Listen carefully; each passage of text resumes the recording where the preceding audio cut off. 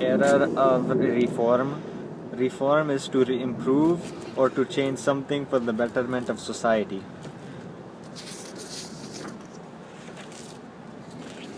The Second Great Awakening is a religious movement in the 1820s and 1830s. People such as Charles Finney were well known and were traveling preachers. They encourages the individuals to take responsibility for seeking salvation.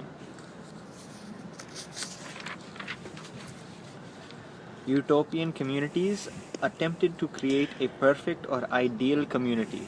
Though they did not last very long, they did try. Such examples of these communities are called New Harmony and Shakers. They tried to make men and women equal.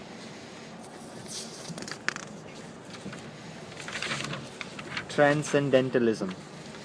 This is literally a literary and philosophical movement that emphasize knowledge forward by the observation of the world of thought and reason and the personal spiritual experiences. And the truth is found in nature with this one.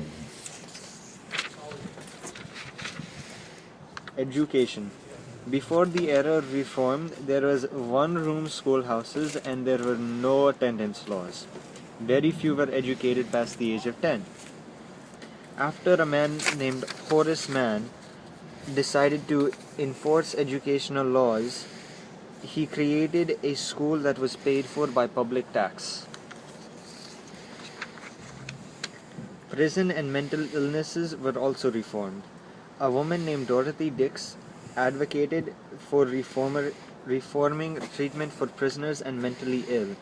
She called for rehabilitation of prisoners and also mentally ill hospitals.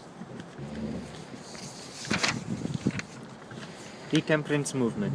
It was a ban for alcohol, and it also existed very strongly in the state churches.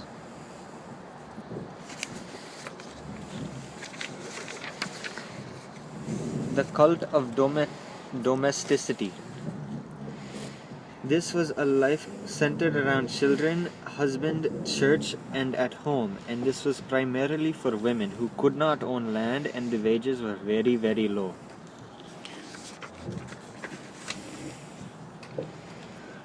Women's rights in American society. The important reformers were women such as Susan B. Anthony, Elizabeth K. D. Stanton, the Grimkel sisters, and many more. Changes that were proposed during this time were abolitionment of slavery, the ban on alcohol, and the right to vote for women, so that women could have similar rights such as the men did in this society. Abolition. The abolition reformers were William Loyal Garrison, Frederick Douglass, David Walker, Harriet Tubman, and Nate Turner. The problem was abolitionists opposed slavery for religious, moral, and political reasons. Others, such as plantation owners, wanted slavery. Abolitionists set up the Underground Railroad, which was an attempt to send the slaves from the south all the way up to the north. The changes that were made were that slaves were freed by the 16th president named Abraham Lincoln as a result of the Civil War.